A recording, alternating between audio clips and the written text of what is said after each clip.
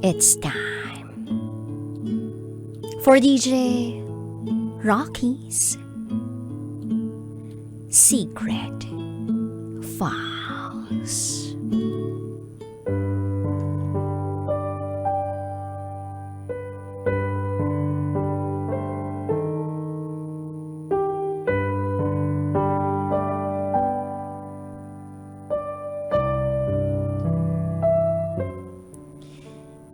Hihintayin pa rin kita kahit ayaw mo na.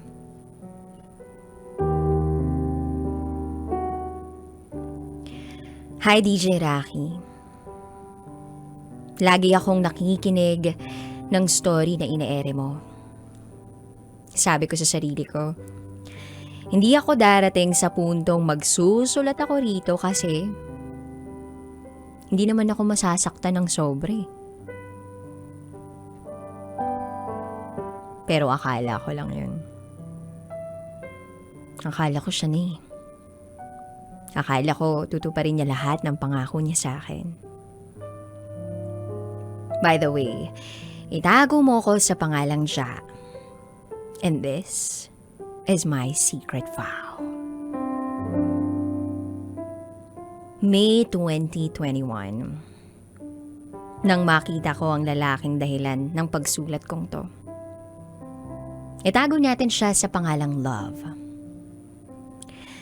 Nung unang magtagpo ang mga mata namin, napasabi ako sa isip ko ng, shucks, may dating. Ang gwapo. Hindi pwedeng hindi ito mapapa sa akin. At ang hindi ko inaasahan, ganun din pala ang nasa isip niya. O diba, taray ng lola ninyo? Na-crush back? And actually, since that day, hindi na siya mawala sa isip ko. Oo nga pala, DJ Raqi. May mutual friend kami. Kaya nagkaroon kami ng pagkakataong makilala ang isa't isa. Nung araw na yon, nagkasama pa nga kami sa park. At ang nakakatawa, hindi naman siya palaging tumatambay doon sa barbershop nila na malapit sa bahay namin. Pero nung nagkakilala kami, lagi na siyang tumatambay doon. Siguro, para makita rin ako. Asyumera, pero feel ko yun naman talaga yung dahilan. Kasi halos 2 weeks kinausap niya ako. Sabi niya sa akin, iiwas na muna ako kasi parang nagkakagusto na ako sa'yo. Ako naman sitong talande. Sinagot ko siya ng, bakit kayo iiwas? Gusto na rin naman kita eh. Hanggang sa nagtuloy-tuloy ang pag-uusap namin. Lumipas ang buwan, wala pa rin kaming label.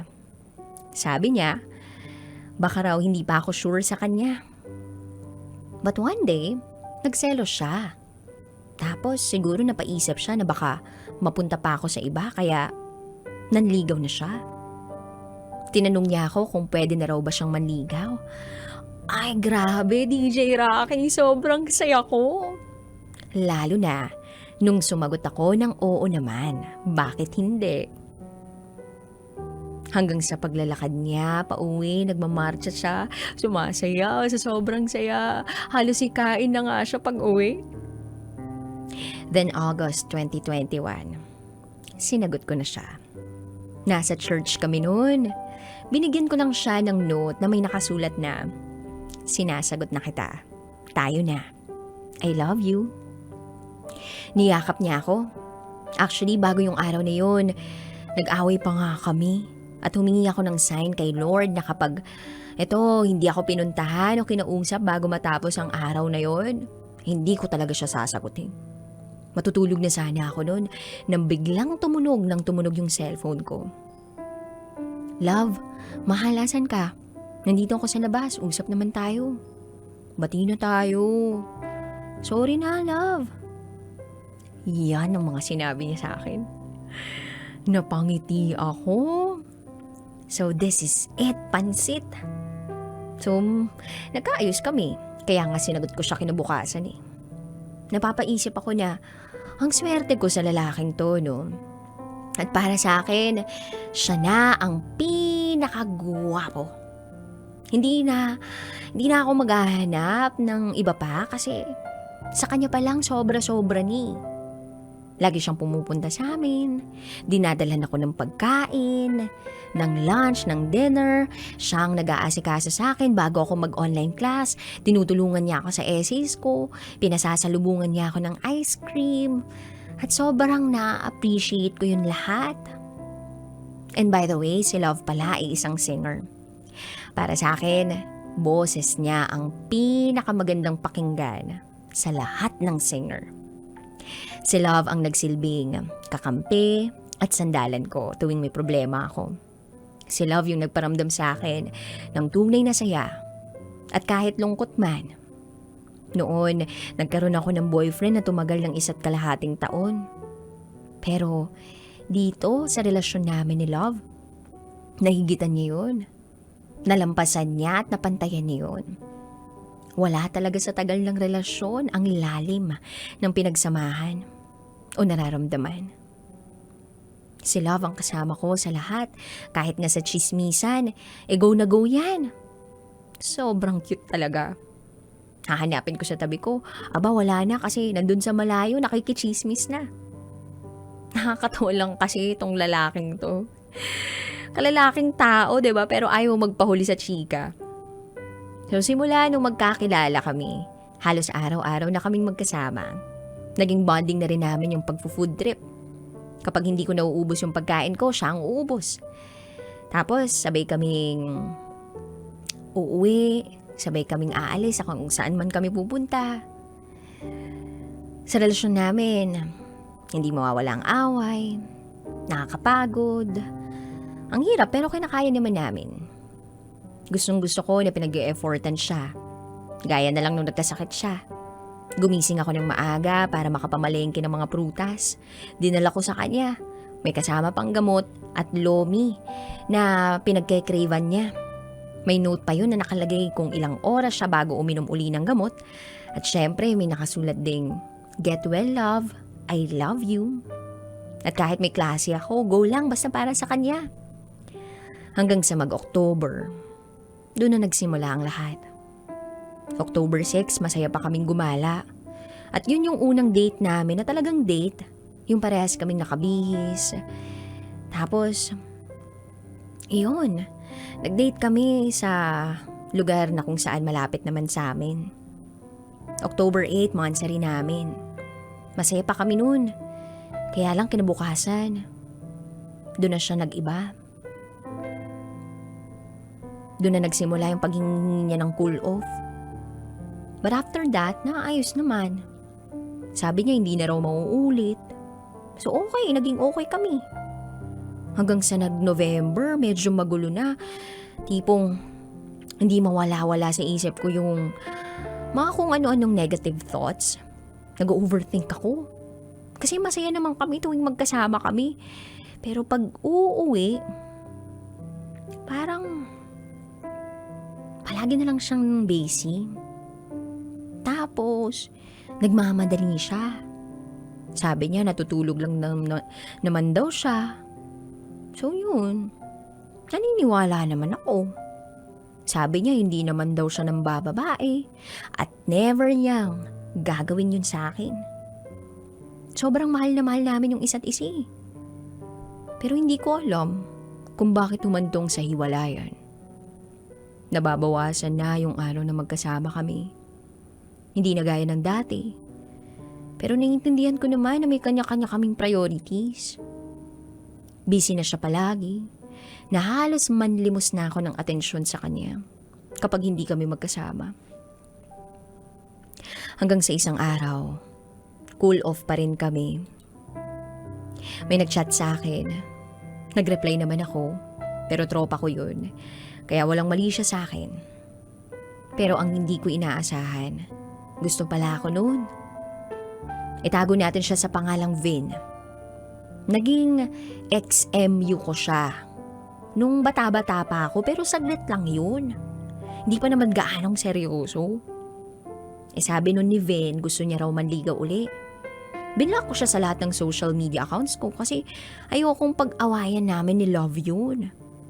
Hanggang sa nag-chat siya gamit ang ibang account, binlock ko uli. Pero makulit talaga kaya in-unblock ko. Sinabayan ko yung trip niya. Tapos, ipapachat ko sana kay Love nang biglang makita ni Love yun tapos na misinterpret niya. Akala tuloy ng taong mahal ko, niloloko ko siya. At tuluyan nang nakipaghiwalay sa akin ang taong mahal ko nung araw na yun. Nagmakaawa ako sa kanya, umiiyak ako, pinipigilan ko siyang umalis. Lahat ng pwersa ko, ginamit ko, wag lang siyang makalabas ng pinto. Gusto ko pakinggan niya ako pero hindi niya ginawa. Basta ang buong akala niya, niloko ko siya. Naiintindihan ko naman na nasaktan ko siya noon. Oo, alam kong mali ako pero wala naman talaga akong intensyon makipaglandian sa iba.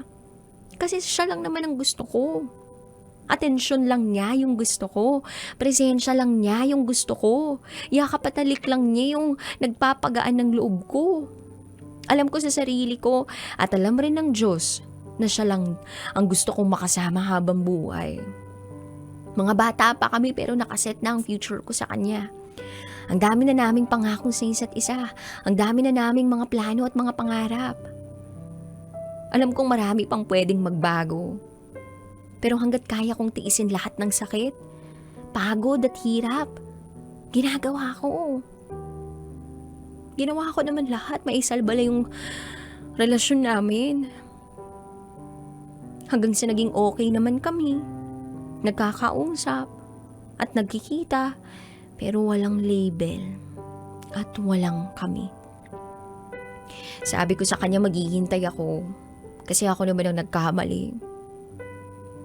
Pero sa paghihintay ko sa kanya, doon ako mas lalong nasasaktan. Hindi ko alam kung sinong nakakasama niya. Hindi ko alam kung sinong nakakausap niya. Hindi ko alam kung saan siya pumupunta. Nagpalit na siya ng mga password niya. Inalis niya na lahat ng mga pictures namin sa social media. Ako naman, minamay-day ko pa rin siya kasi gusto kong malaman ng ibang tao na meron akong love. At sobrang proud ako sa kanya. Ang hirap intindihin kasi hindi siya gaanong showy. Hindi ko alam kung anong gagawin ko. Durog na durog ako. Hanggang ngayon, sobrang sakit pa rin. Hindi ko kayang bumitaw kahit sobrang sakit na. Wala eh. Nasanay ako na merong kagaya niya. Nasanay ako sa yakap niya. Nasanay ako sa mga halik niya. Sobrang komportable ko na sa kanya. Tanggap niya ako sa lahat. Sinasabihan niya ako ng maganda kahit wala akong ayos. Na-appreciate ko lahat ng ginagawa niya kaya ngayon eto ako. Hirap na hirap lumalaban mag-isa. Sabi niya wag ko na siyang hintayin kasi wala na akong hihintayin. Sabi niya baka raw hindi na siya babalik. Pero ako maghihintay pa rin kasi ayokong kumilala ng iba. Ayoko na sa iba. Siya lang yung gusto ko. Alam ko mukha na akong tanga, pero okay lang. Noong mga nakaraang araw, kinakaya ko na hindi siya kausapin. Kasi yun yung hiling niya. Huwag mo na akong mangialam sa buhay niya. Kahit masakit, ginawa ko kasi mahal ko siya eh. Baka naguguluhan lang siya sa ngayon. Ilang araw, okay na eh. Medyo okay na ako. Nalilibang na ako sa pamamagitan ng pakikinig sa'yo, DJ Raqi. Natitiis ko na siyang hindi kausapin pero aaminin ko. Ini-stalk ko pa rin siya palagi. Palagi ko pa rin tinitingnan yung conversations namin. Gustong gusto ko pa rin siyang i-chat. At sobrang miss na miss ko na yung dating kami. Miss na miss ko na yung mga yakap at halik niya. Gustong gusto kong sabihin sa kanya na bumalik na siya. Bumalik na siya sa akin. Sobrang mahal na mahal ko siya. Hindi ko na alam kung anong gagawin ko, DJ Raqi. Kaya sumulat ako para mailabas yung sakit na nararamdaman ko kahit papano. Dapat pa ba akong maghintay? O hayaan ko na lang ang tadhana na pagtagpuin uli ang landas naming dalawa? Lalaban pa ba ako kahit mag-isa ako? O ila-let go ko na? Ang sakit na eh. Ginawa ko lahat, binigay ko lahat. Pero bakit naging ganito? Alam ko namang mahal niya ako. Pero siguro hindi yun sapat para piliin niya pa rin ako. Mahal ko, kung napapakinggan mo man to, hihintayin pa rin kita kahit ayaw mo na. Hihintayin kong sabihin at ma-realize mo na ako pa rin yung mahal mo. Hihintayin kong bumalik ka kahit mukhang malabo na. Hindi kita susukuan. Tanga na kong tanga. Pero mahal kita eh. Lahat gagawin ko, bumalik lang tayo sa dati. Mahal na mahal kita. Miss na kita. Mag-iingat ka palagi ah. Yung mga paalala ko, gawin mo pa rin ah. Kasi para sa'yo yun eh. Palagi kong ipagpipray na maging okay ka na. Alam ko magiging okay na ng lahat. Hihintayin kita, love. I love you. Hanggang dito na lang siguro, DJ Raqi. Muli, ako si Jack. And this is my secret file.